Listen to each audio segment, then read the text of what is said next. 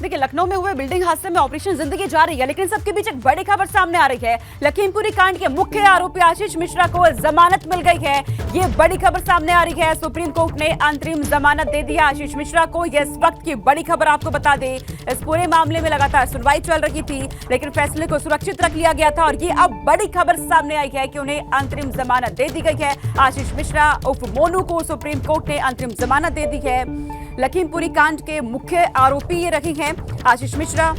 जमानत इन्हें दे दी गई है सुप्रीम कोर्ट की तरफ से। इस वक्त की ये बड़ी खबर आपको बता रहे हैं। इससे पहले जब सुनवाई हुई थी उस वक्त फैसले को सुरक्षित रख लिया गया था आशीष मिश्रा को, लेकिन फिलहाल अब सुप्रीम कोर्ट की तरफ से अंतरिम जमानत उन्हें दे दी गई है। यह इस वक्त की बड़ी खबर आपको बता रही है। लखीमपुरी कांड में जिस तरीके से कई लोगों की वहां पर मौत जो हुई थी, हत्या का आरोप आया था आशीष मिश्रा पर, उसके बाद से इस पूरे मामले में लेकर के जमानत अर्जी जो दाखिल की गई थी आशीष मिश्रा की तरफ से, उस पर सुनवाई हुई। लेकिन पिछली बार जब सुनवाई हुई थी उसमें फैसले को सुरक्षित रख लिया गया था और अब ये बड़ी खबर सामने आ रही है। अंतरिम जमानत 8 हफ्ते के लिए अंतरिम जमानत मिली है आशीष मिश्रा को। ये बड़ी खबर इस वक्त की। तो 8 हफ्ते के लिए अंतरिम जमानत दे दी गई है सुप्रीम कोर्ट की तरफ से। आशीष मिश्रा जो कि लखीमपुरी कांड का मुख्य आरोपी है, आशीष मिश्रा उर्फ मोनू को सुप्रीम कोर्ट ने अंतरिम जमानत दे दी है। 8 हफ्ते के लिए ये जमानत दी गई है आशीष मिश्रा को। अविनाश तिवारी हमारे साथ जुड़ चुके हैं। अविनाश, क्या अपडेट, क्या जानकारी आपके पास? अंतरिम जमानत दे दी गई है आशीष मिश्रा को। जी बिल्कुल, अगर बात करें जिस तरीके से पिछले कई महीनों से आशीष मिश्रा जेल के अंदर है और सुप्रीम कोर्ट में एक लंबी लड़ाई लड़ी जा रही थी उनकी जमानत को लेकर के, तो पिछली दफे सुप्रीम कोर्ट में सुनवाई हुई थी उस पूरे मामले पर सुप्रीम कोर्ट में जस्टिस सूर्यकांत की बेंच ने फैसला रिजर्व रख लिया था, यानी कि सुरक्षित रख लिया था। और आज जब फैसला सुनाया तो आशीष मिश्रा के लिए राहत की खबर आई है। सुप्रीम कोर्ट ने 8 हफ्तों के लिए आशीष मिश्रा को अंतरिम जमानत दे दी है, यानी कि अब वो 2 महीने तक जेल से बाहर रहेंगे। उसके बाद फिर आगे के निर्णय बाद में लिया जाएगा। 2 महीने जेल से बाहर रहने के दौरान अगर बात करें तो उनको उत्तर प्रदेश और दिल्ली में नहीं रहना होगा, उत्तर प्रदेश और दिल्ली छोड़ के किसी अन्य राज्य में रहना होगा। इसके साथ साथ अगर बात करें तो सुप्रीम कोर्ट ने साफ तौर पे कहा है कि पासपोर्ट जमा करना होगा और इसके अलावा जैसे उनको जमानत मिलेगी उसके 1 हफ्ते के अंदर उत्तर प्रदेश को छोड़ना होगा। इसके दौरान अगर बात करें तो अंतरिम जमानत के दौरान यूपी और दिल्ली में नहीं रह सकते हैं। अच्छा अविनाश, क्योंकि आपने कहा कि लंबी लड़ाई लड़ी जा रही थी जमानत लेने के लिए आशीष मिश्रा की तरफ से, तो ऐसे में किन शर्तों पर 8 हफ्ते के लिए ये राहत दी गई है आशीष मिश्रा को?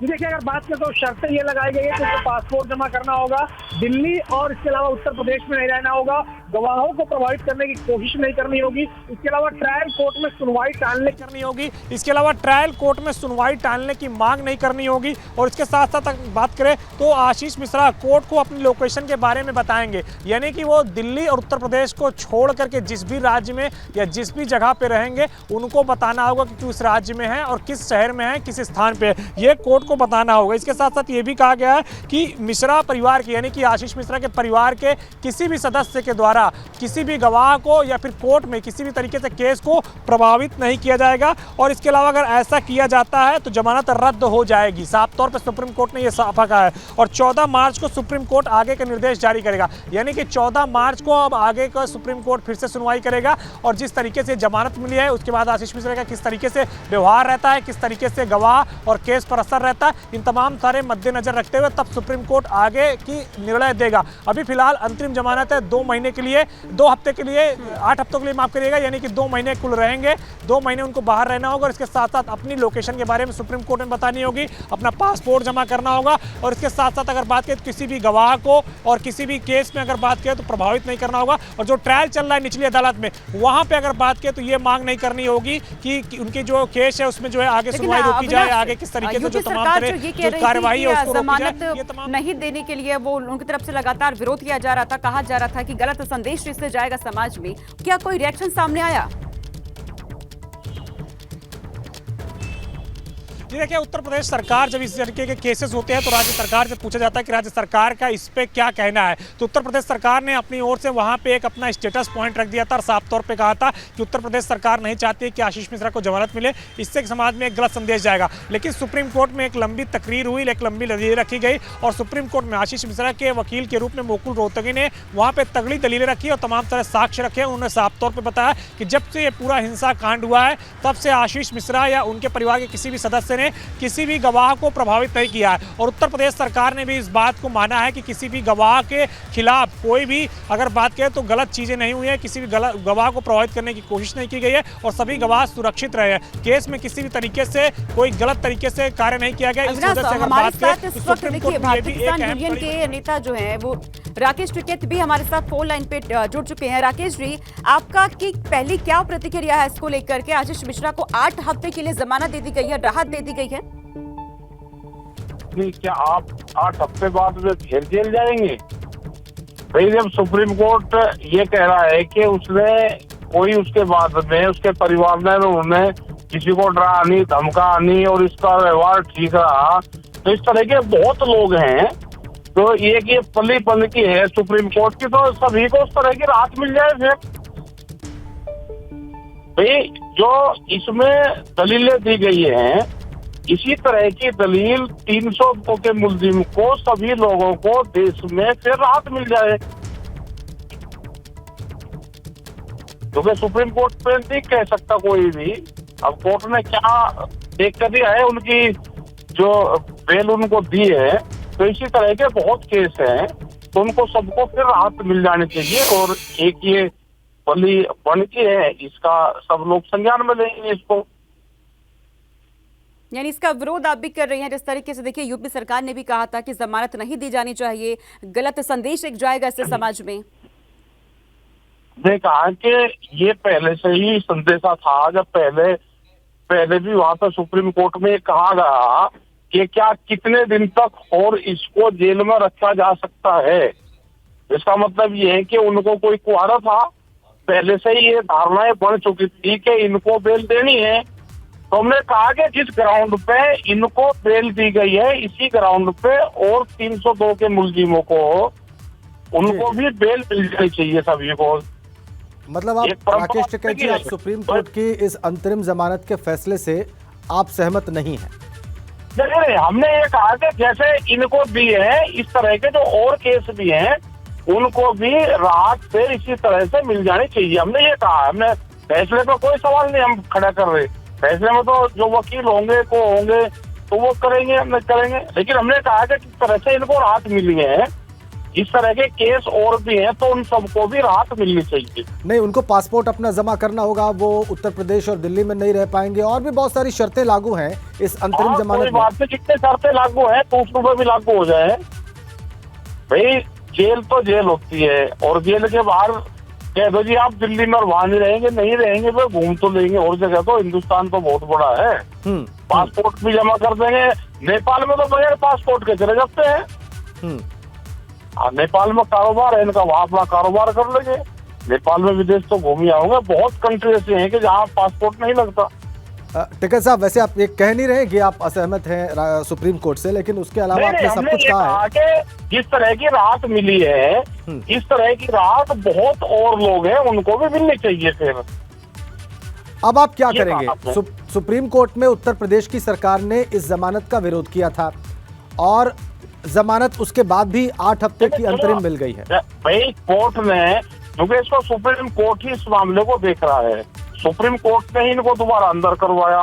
पूरे केस को सुप्रीम कोर्ट की निगरानी में चल रहा। अब उन्होंने क्या करा, तो उस पर कोई दलील हम कौन देने वाले होते हैं? कोर्ट के ऊपर के दलील देंगे और वो करेंगे, जो उनको ठीक लगा होगा वो दी होगी। लेकिन इस तरह की राहत और लोगों को भी मिलनी चाहिए, हमने ये कहा है। नहीं, ये जो बात आप कह रहे हैं, ये अपने आप में आपके मन की जो पीड़ा है उसको जाहिर कर रहा है टिकैत साहब। और जब पूरा देश ही बंधनों में है तो भाई पीड़ा जाहिर कर रहा है, तो पीड़ा जाहिर ठीक है जी। और भी लोग हैं भाई, जो 4 लोग हो रहे हैं, वे भी इसी केस में हैं, जिनमें उत्तर प्रदेश सरकार ने राहत देने की बात करी थी और ये कहा था कि भाई इनके ऊपर केस नहीं लगेगा। वे लोग भी बंद हैं, और लोग भी बंद हैं जिनके 40-40 साल जिनको जेलों में हो गए जी, और उनका कोई केस नहीं है। तो देश में वे लोग भी बंद हैं, तो सब पे संज्ञान लेना चाहिए। और जो आदमी 30 और 40 साल जेल में रह लेता है तो सख्त बन जाता है। फिर वो ना कोई क्राइम करने वाला रहता, ना उसकी उम्र रहती। तो बहुत लोगों को संज्ञान लेना चाहिए फिर, कि जिनकी जिंदगी उन्हें उम्र कैद काट ली और उसके बाद में तो रिहा नहीं करा जा रहा। अब देखिए, उनका व्यवहार ठीक है, उनके परिवारों का भी ठीक है।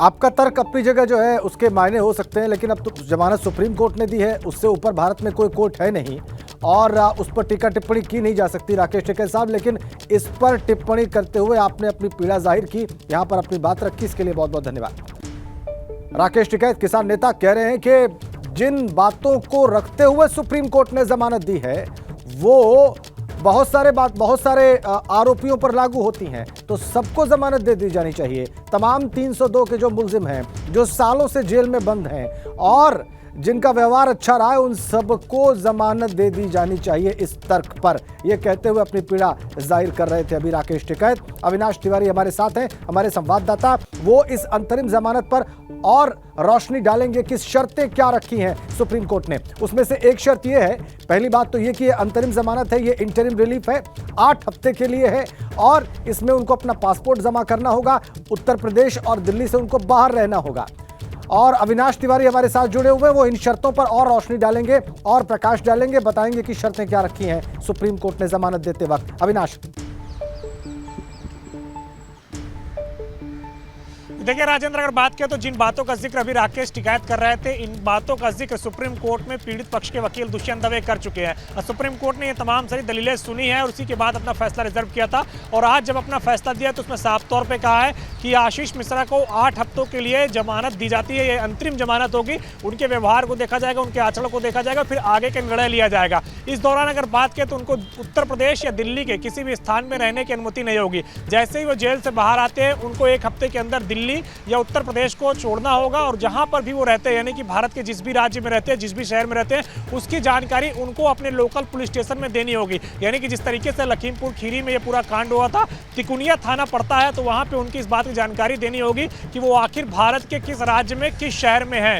इसके साथ साथ अगर बात करें तो जिस तरीके से ट्रायल चल रहा है मामले के निचली अदालत में, तो वहां पे भी किसी तरीके से देरी नहीं करेंगे, यानी कि वहां पे भी तारीख लेने की कोशिश नहीं करेंगे या फिर मामले में जो है लेट लतीफी करने की कोशिश नहीं करेंगे। अगर ऐसा करते हैं तो उनकी जमानत रद्द करने के ये एक आधार होगा। सुप्रीम कोर्ट ने स्पष्ट तौर पे ये बात कही है। इसके साथ साथ ये भी कहा है कि मिश्रा परिवार के किसी भी सदस्य द्वारा, यानी कि जिस तरीके से सुप्रीम कोर्ट में ये बात कही जा रही थी कि अजय मिश्रा टेनी गृह राज्य मंत्री हैं, वो गवाहों को प्रभावित कर सकते हैं, वो गवाहों को डरा धमका सकते हैं, दबाव बना सकते हैं, जिससे कि गवाह मुकर सकते हैं। तो सुप्रीम कोर्ट ने साफ तौर पे कहा है कि मिश्रा परिवार के किसी भी सदस्य के द्वारा अगर गवाहों के साथ कोई बातचीत की जाती है या फिर उनके ऊपर दबाव बनाने की कोशिश की जाती है, तो आशीष मिश्रा की जमानत रद्द कर दी जाएगी। इसके साथ साथ साफ तौर पे यह भी कहा गया है कि जो 4 सह अभियुक्त हैं, यानी कि आरोपी जिस तरीके से आशीष मिश्रा उर्फ मोनू हैं, उनके साथ जो 4 सह अभियुक्त हैं, उनको भी सुप्रीम कोर्ट ने स्वतः संज्ञान शक्तियों का इस्तेमाल करते हुए जमानत दे दी है। तो ये एक बड़ी राहत है लखीमपुर खीरी हिंसाकांड के जितने भी आरोपी हैं सभी के लिए, कि सभी को सुप्रीम कोर्ट ने 8 हफ्तों की जमानत दे दी है। मामले की अगली सुनवाई 14 मार्च करने के लिए सुप्रीम कोर्ट ने लिस्ट कर दी है। 14 मार्च को अगली सुनवाई होगी, जिसमें तमाम तरह प्रगति रिपोर्ट दी जाएगी कि आशीष मिश्रा अंतरिम जमानत के दौरान किस तरीके से भारत के किस राज्य में, किस शहर में रहे हैं, उन्होंने अपनी जानकारी किस तरीके से पुलिस को दी है, किस तरीके से मामले का ट्रायल आगे बढ़ा है, किस तरीके से जो गवाह हैं, जो पीड़ित पक्ष हैं, उनके साथ कोई बातचीत की कोशिश तो नहीं हुई है। ये तमाम तरह जानकारी सुप्रीम कोर्ट में 14 मार्च को दी जाएगी और उसके बाद फिर आगे सुप्रीम कोर्ट निर्णय लेगा कि क्या आशीष मिश्रा उर्फ मोनू की जमानत आगे जारी रखी जाए या फिर उसकी जमानत रद्द की जाए। तो अब फिलहाल एक राहत मिली है आशीष मिश्रा को, जिस तरीके से पिछले 1 साल से लंबे समय से वो जेल में बंद है और लगातार कहीं ना कहीं उनकी जमानत याचिका रद्द हो रही थी। पहले इलाहाबाद हाई कोर्ट ने रद्द की थी, बेशक राहत है, इसमें कोई शक नहीं, बहुत बड़ी राहत है, जिस तरीके क्योंकि इसी कोर्ट से उनकी जमानत रद्द भी हुई थी, वो भी हमें भूलना नहीं चाहिए आज अविनाश। और आज इसी कोर्ट से तमाम दलीलों के बाद भी दुष्यंत दवे की और पीड़ित पक्ष की और उत्तर प्रदेश सरकार की जमानत मिली है, 8 हफ्ते की सही, इंटरिम रिलीफ ही सही। एक बार फिर से वो महत्वपूर्ण बिंदु जो सुप्रीम कोर्ट ने कहे हैं, वो शर्तें जो लागू की हैं इस अंतरिम जमानत पर, हमारे दर्शकों को बताएं अविनाश। देखिए राजेंद्र, शर्तें यह होगी कि अपना पासपोर्ट जमा करना होगा, यानी कि अंतरिम जमानत के दौरान वो कहीं भी विदेश नहीं जा सकते हैं। जैसा कि अगर बात करें तो राकेश टिकैत कह रहे थे कि वो नेपाल जा सकते हैं। अगर वो नेपाल जाते हैं, इसका अगर आधार मिलता है, सबूत मिलते हैं, साक्ष्य मिलते हैं, तो उनकी जमानत रद्द कर दी जाएगी। उनको भारत के किसी राज्य में, किसी शहर में रहना होगा, यानी कि दिल्ली और उत्तर प्रदेश छोड़ के वो किसी भी राज्य में रह सकते हैं अपनी मर्जी से, जो भी राज्य उनको ठीक लगे या जो भी शहर ठीक लगे। पहली शर्त सुप्रीम कोर्ट ने ये रखी है। दूसरी शर्त साफ तौर पर रखा है कि मिश्रा परिवार के किसी भी सदस्य के द्वारा पीड़ित पक्ष के किसी भी व्यक्ति से संपर्क नहीं किया जाएगा। यानी कि साफ तौर पे कहा गया कि पीड़ित पक्ष के किसी भी व्यक्ति से अगर संपर्क किया जाता है या उन पर दबाव की किसी भी तरीके से बात निकलकर सामने आती है तो जमानत रद्द करने का ये एक आधार होगा। सुप्रीम कोर्ट ने यह स्पष्ट किया अपनी ओर से। तीसरा बात साफ तौर पर सुप्रीम कोर्ट ने कहा है कि जो निचली अदालत में ट्रायल चल रहा है उस ट्रायल में बाकायदा आशीष मिश्रा के जो वकील हैं, आशीष मिश्रा जो हैं वो शामिल होंगे। वहां पे किसी भी तरीके से केस को आगे बढ़ाने के लिए, डिले करने के लिए या इस तरीके से किसी भी तरीके से वहां पे देरी करने के लिए अपनी ओर से दलीलें नहीं देंगे। यानी कि ट्रायल का सामना करेंगे। ठीक है अविनाश, धन्यवाद आपका इन तमाम जानकारियों के लिए। इसी बीच में एक बड़ी और अफसोसनाक खबर लखनऊ हादसे से जुड़ी हुई हमें मिल रही है। एक महिला की मौत की खबर आ रही है। जीशान हैदर की माता का निधन हो गया है। सिविल अस्पताल ने उन्हें मृत घोषित किया है। यह अफसोसनाक लखनऊ हादसे में एक महिला की मौत की खबर। जीशान हैदर की माता का निधन हो गया है। लखनऊ के सिविल अस्पताल ने मृत घोषित किया है जीशान हैदर की माता। और सिविल अस्पताल से हमारे सहयोगी शैलेश अरोड़ा इस वक्त हमारे साथ कनेक्ट हैं। वो ज़्यादा जानकारी देंगे इस सारे प्रकरण पर। शैलेश, बताएं क्या जानकारी है आपके पास?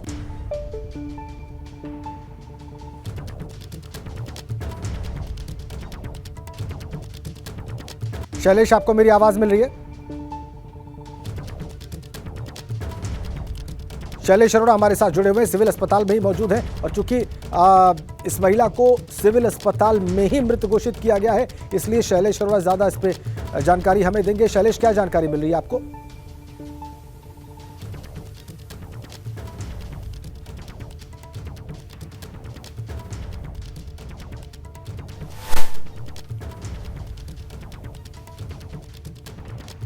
सिविल अस्पताल ने कांग्रेस प्रवक्ता जीशान हैदर की मां को मृत घोषित किया है। इस हादसे की शिकार वो भी हुई थी।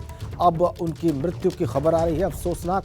कांग्रेस प्रवक्ता जीशान हैदर कांग्रेस की तरफ से कई टीवी डिबेट्स में कई चर्चाओं का हिस्सा रहे हैं। उनकी मां का निधन हुआ है, वो भी इस हादसे में चोटिल हुई थी और सिविल अस्पताल के डॉक्टर्स ने उन्हें मृत घोषित किया है। तो ये बहुत दुखद और बहुत अफसोसनाक खबर। सिविल अस्पताल में हमारे सहयोगी शैलेश अरोड़ा इस वक्त मौजूद हैं। शैलेश के पास ही चलेंगे। शैलेश, क्या जानकारी आपके पास? देखिए, अब्बास हैदर जो सपा के प्रवक्ता हैं, उनकी मां है बेगम हैदर। 72 साल की उनकी उम्र थी। यहाँ पर जब उनको लाया गया तो हमने तस्वीरें दिखाई किस तरह से खुद डिप्टी सीएम ब्रजेश पाठक वहाँ पर मौजूद रहे थे उस दौरान जब स्ट्रेचर से उनको उतारा जा रहा था। इसके बाद में खुद मुख्यमंत्री के सलाहकार अवनीश अवस्थी पहुंचे। जिस समय उनका इलाज किया जाता है, डॉक्टर्स जो थे जब उन्होंने देखा कि सांसें नहीं चल रही हैं, उन्होंने ऑक्सीजन सपोर्ट दिया। वहाँ पर हार्ट पंपिंग का जितना काम होता है, जो एक प्रोसीजर है, उसको किया गया। सारी कोशिशें वहाँ पर की गई, लेकिन डॉक्टर्स की पूरी टीम वहाँ पर रही, लेकिन आखिरकार उनको नहीं बचाया जा सका। अभी उन्हें फिलहाल इमरजेंसी में ही है। अभी बल्कि परिवार के बहुत से जो लोग हैं उनको भी ये जानकारी नहीं दी गई है। जो उनके पति हैं उनको भी इस बारे में अभी नहीं बताया गया था। इसीलिए देखिए, हम भी इस समय इमरजेंसी के बाहर आके ही इस बारे में जानकारी अपने दर्शकों तक पहुँचा रहे हैं, क्योंकि निश्चित रूप से बहुत बड़ी दुख की एक घड़ी है पूरे परिवार के सामने। और जिस समय देखिए इनका रेस्क्यू किया गया था, तो उस समय जब रेस्क्यू करके ला रहे थे तो हमारी उनके बेटे हैं मेराज हैदर, उनसे बात हो रही थी यही सिविल अस्पताल में। हमसे वो जब बात कर रहे तो बहुत खुश थे कि उनकी अम्मी को रेस्क्यू कर लिया गया है। और तब तक उनको जो जानकारी दी गई थी वो यही थी कि उनकी अम्मी सही सलामत है। और इसके बाद उनकी आंखों से खुशी के आंसू निकल पड़े थे। वो हम आपको बताएं कि यहाँ जब खड़े थे गले लग गए, भावुक हो गए, लेकिन उन्हें नहीं पता था कि जो जानकारी उन्हें वहाँ से मिली है वो पूरी तरह से ठीक नहीं है। जब तक उनको यहाँ पर लाया गया, उसके बाद में यहाँ पर जब इमरजेंसी ले गए, पूरा इलाज करा गया, लेकिन उनकी जान नहीं बचाई जा सकी। तो निश्चित रूप से पूरे परिवार के लिए बहुत ही दुखद ये एक खबर। और अभी तक अगर हम बात करें यहाँ पर जो ये पहली देखिए इस पूरे हादसे में अब तक जितने लोग रेस्क्यू हुए हैं, ये पहली अभी तक की इस हादसे में डेथ सामने आई है। 10 लोगों को अब तक सिविल अस्पताल में भर्ती कराया जा चुका है और उन 10 में से एक जो 70 वर्षीय बुजुर्ग थे वो डिस्चार्ज भी हो चुके हैं। 8 जो बाकी लोग हैं उनकी हालत जो है वो भी ठीक ठाक है, उनके सारे वाइटल्स नॉर्मल हैं, कहीं कोई दिक्कत नहीं। लेकिन एक बेगम हजरत 72 वर्षीय बेगम हैदर, माफ़ कीजिएगा, उनका निधन हो गया है इस हादसे में। बहुत ही दुखद देखिए निश्चित रूप से खबर है और हर कोई यही दुआ कर रहा था लगातार कि जिस तरह से सब सुरक्षित निकल रहे हैं, हर कोई रेस्क्यू तक इसी तरह से सुरक्षित रहे, तो और यही दुआ की जा रही थी। लेकिन इस बीच में कहीं ना कहीं ये एक दुखद खबर आई है। अचानक से पूरा परिवार जो है दुखद खबर है बेशक, और मेराज हैदर का वो अभी इमरजेंसी इसलिए भी चूंकि जिनकी मृत्यु हुई है उनके पुत्र, चाहे वो जीशान हैदर हो या अब्बास हैदर हो, वो लगातार टीवी चर्चाओं में अपने अपने दलों का, समाजवादी पार्टी का और कांग्रेस का पक्ष रखते रहे हैं। हम सब ने उन्हें देखा है पक्ष रखते हुए, हमारे दर्शक उन्हें पहचानते हैं। तो ये एक दुखद खबर, और पहली मौत हुई है इस हादसे में, और 72 वर्ष की बेगम हैदर की मृत्यु हुई है, जैसा कि अभी शैलेश बता रहे हैं। शैलेश से आगे भी हम अपडेट लेंगे। ताज़ा अपडेट ये है इस हादसे से जुड़ा हुआ कि एक महिला 72 वर्ष की बेगम हैदर की मृत्यु हो गई है इस हादसे में, जो कि चोटिल थी, और सिविल अस्पताल के डॉक्टर्स ने इलाज के दौरान उन्हें डेड डिक्लेयर किया है, उन्हें मृत घोषित किया है। सपा प्रवक्ता अब्बास हैदर और कांग्रेस प्रवक्ता जीशान हैदर की मां 72 वर्ष की अवस्था थी और चोटिल हुई थी, सिविल अस्पताल ले जाया गया था रेस्क्यू करके उनका, लेकिन उन्हें बचाया नहीं जा सका। ये बेहद अफसोसनाक खबर और पहली मौत की खबर इस हादसे से जुड़ी हुई आ रही है। बेगम हैदर उम्र 72 वर्ष, इनकी मृत्यु हुई है इस हादसे में, और ये पहली मौत इस हादसे से जुड़ी हुई। ये बिल्डिंग हादसे से जुड़े हुई अगर बात करें तो उसमें पहली मौत की खबर है। अब सिर्फ 2 लोग उसमें फंसे हुए हैं और इनको निकालने के लिए वहां पर पुरजोर प्रयास किए जा रहे हैं, और लगातार एबीपी गंगा आपको लगभग 16.5 घंटों से ये लाइव कवरेज दिखा रहा है इस रेस्क्यू ऑपरेशन से जुड़ी हुई। और अभी कुछ मिनटों पहले हमें एक दुखद खबर मिली, क्योंकि इतने घंटे ऑपरेशन चलने के बाद और रेस्क्यू किए जाने के बाद अब तक सभी लोग स्वस्थ थे, सुरक्षित थे, जीवित थे, लेकिन अभी कुछ मिनटों पहले पहली मौत की खबर आई। बेगम हैदर उम्र 72 वर्ष, उनको डेड डिक्लेयर किया सिविल अस्पताल में।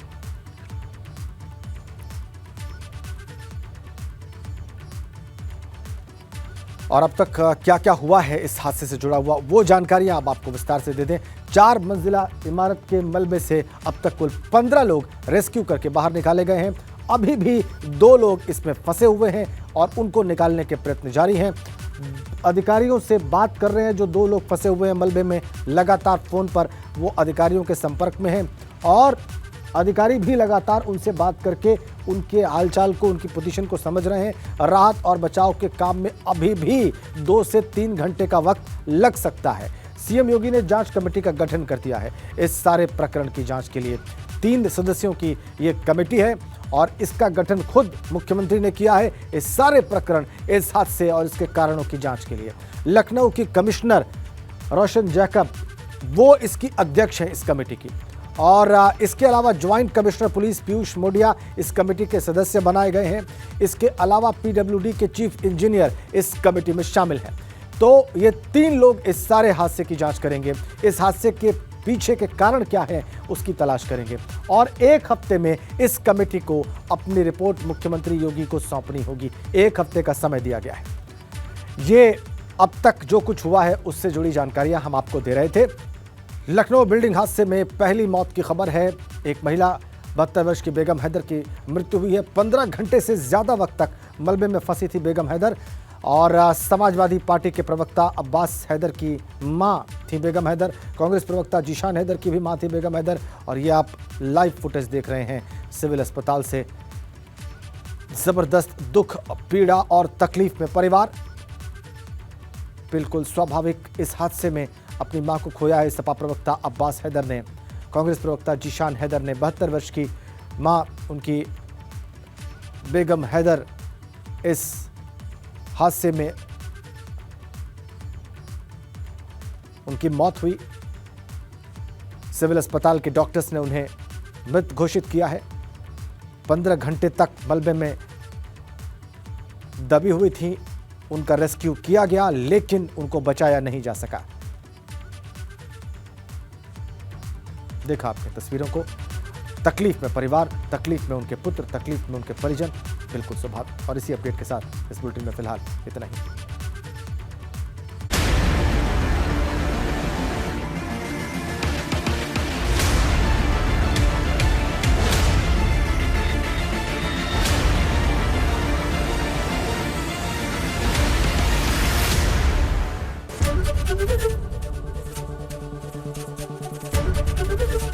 एबीपी गंगा, खबर आपकी, जुबान आपकी।